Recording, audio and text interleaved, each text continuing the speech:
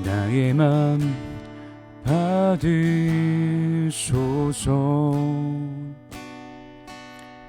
오셔서 주님의 처소 삼으소서. 나의 전부이신 주여 내 맘을 받아주소서.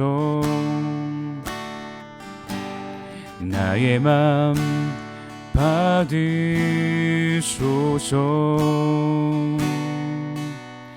오셔서 주님의 처소 삼으소서. 나의 전부이신 주여 내 맘을 받아주소서. 오 나의 맘을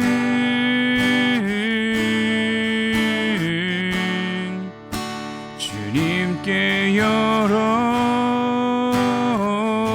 열었으니 주여 내게 오셔서 내 맘에 거하여 주옵소서.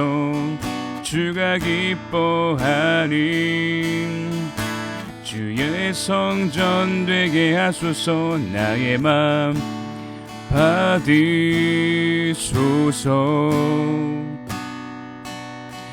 오셔서 주님의 처소 삼으소서.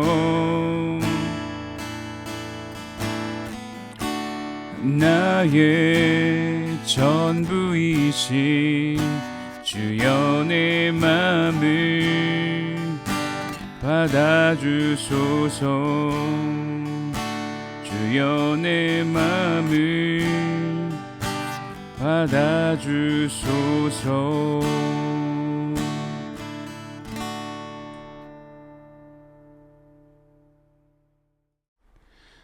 오늘 우리에게 주신 하나님 말씀은 시편 114편 1절에서 8절까지 말씀입니다. 시편 114편 1절에서 8절까지의 말씀을 함께 보겠습니다. 이스라엘이 애굽에서 나오며 야곱의 집안이 언어가 다른 민족에게서 나올 때에 유다는 여호와의 성소가 되고 이스라엘은 그의 영토가 되었도다.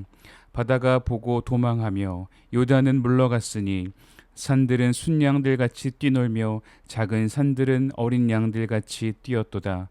바다야 내가 도망함은 어찌함이며 요단아 내가 물러감은 어찌함인가. 너희 산들아 순양들같이 뛰놀며 작은 산들아 어린 양들같이 뛰놀면 어찌함인가. 땅이여 너는 주 앞 곧 야곱의 하나님 앞에서 떨지어다. 그가 반석을 쳐서 못물이 되게 하시며 차돌로 샘물이 되게 하셨도다. 아멘. 할렐루야. 오늘도 하나님의 은혜가 여러분의 삶에 가득하기를 주님의 이름으로 축복합니다. 자, 오늘 시편 말씀은 출애굽부터 가나안 입성까지의 구원 역사를 한 편의 찬양으로 압축한 시입니다. 함께 살펴보면서 우리에게 주시는 은혜가 무엇인지 함께 생각해 보도록 하겠습니다. 첫 번째, 하나님은 자기 백성을 왜 구원하셨는가? 우리 1절 말씀 같이 보겠습니다. 1절.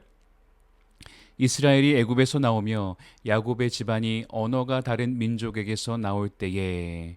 아멘. 자, 언어가 다른 민족이라고 했는데 이것은 애굽 사람들을 가리키는 것입니다. 히브리인과 애굽인은 언어가 달랐죠. 문화도 달랐습니다. 그런데 시편 기자는 단순히 애굽이라고 하지 않고 말도 통하지 않는 다른 민족이라고 표현한 것입니다. 이렇게 표현한 이유는 이스라엘이 얼마나 이방인으로 살았는지를 강조하는 것입니다.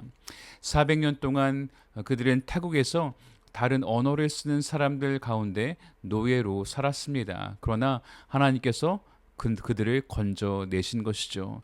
그런데 이 출애굽의 목적은 단순히 노예 생활을 끝내는 것이 아니었습니다. 오늘 우리도 마찬가지입니다.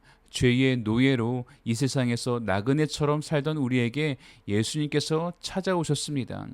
우리를 죄와 사망에서 건져내시고 하나님의 백성으로서 하나님의 나라를 살게 하신 것입니다. 우리 2절 말씀도 같이 보겠습니다. 유다는 여호와의 성소가 되고 이스라엘은 그의 영토가 되었도다. 아멘. 성소는 어떤 곳입니까? 하나님이 거하시는 곳입니다. 그런데 유다가 성소가 되었다는 거예요. 유다 백성 자체가 하나님의 거처가 되었다는 것입니다. 영토는 무엇입니까? 왕이 다스리는 나라입니다.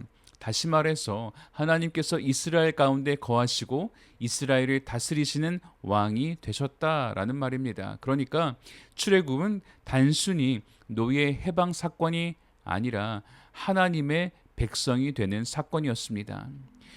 이 그림은 우리가 신약에서도 많이 본 것이죠. 고린도전서 3장 16절 한번 볼까요?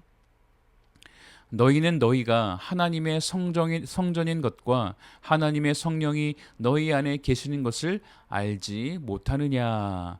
아멘. 우리가 예수님을 믿고 달라진 것이 있는데 그것은 바로 우리 각 사람이 하나님의 성전이 되었다는 것입니다. 그리고 성령께서 우리 안에 이제 사신다는 것이죠. 예수님께서 우리를 구원하신 이유는 단순히 천국 가게 하려는 것이 아닙니다. 바로 하나님과의 관계 회복입니다. 하나님께서 다스리시는 가운데 친밀한 관계를 누리는 여러분들 다 되시기를 주님의 이름으로 축복합니다.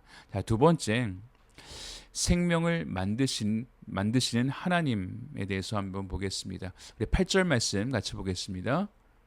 그가 반석을 쳐서 못물이 되게 하시며 차돌로 샘물이 되게 하셨도다.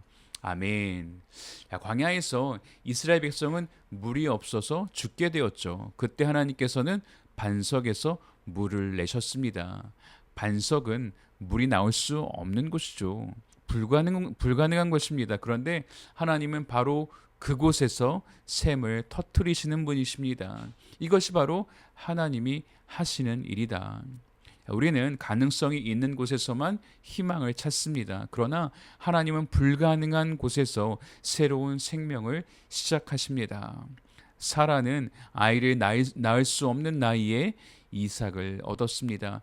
에스겔이 본 마른 뼈들이 하나님의 말씀으로 살아났습니다. 그리고 예수님께서 십자가에 죽으셨을 때 모든 것이 끝났다고 다들 생각했습니다. 그러나 하나님은 예수님을 부활의 첫 열매가 되게 하시고 그 십자가를 통해서 죄인을 살리시는 것입니다. 우리가 믿는 하나님은 지금도 살아계신 똑같은 하나님이십니다. 우리 인생의 반석처럼 굳어있는 문제, 아무런 가능성이 보이지 않는 그 상황이 있죠. 하나님은 오늘도 반석에서 물을 내시는 분이십니다. 끝이라고 생각하는 그곳에서 하나님은 새로운 시작을 만드십니다. 사랑하는 성도 여러분, 오늘도 우리는 하나님이 거하시는 성전이 되어서 하나님의 다스리심 가운데 있습니다. 불가능한 것을 가능하게 만드시는 그 놀라운 기적이 저와 여러분의 삶 속에서 늘 경험되어지기를 주님의 이름으로 축원합니다. 우리 같이 기도하겠습니다. 하나님 아버지 감사합니다. 죄와 사망에서 우리를 건져 주셨을 뿐만 아니라 하나님이 거하시는 성전으로 삼아 주심을 감사합니다. 오늘도 우리의 인생을 다스리시고 통치하여 주셔서 우리 인생에 하나님이 하시는 일들을 보게 하여 주시옵소서. 감사드리며 예수님의 이름으로 기도하옵나이다. 아멘.